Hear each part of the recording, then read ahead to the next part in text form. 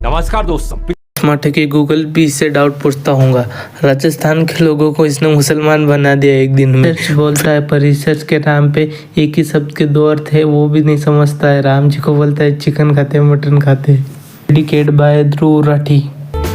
कल्टी सिर्फ बायस का चश्मा, उसकी हर वीडियो में एक नया करिश्मा। स्क्रिप्ट है भी विदेशी पर भाषा है देसी, लोगों को लगता ज्ञान पर है ये सिर्फ कलेशी।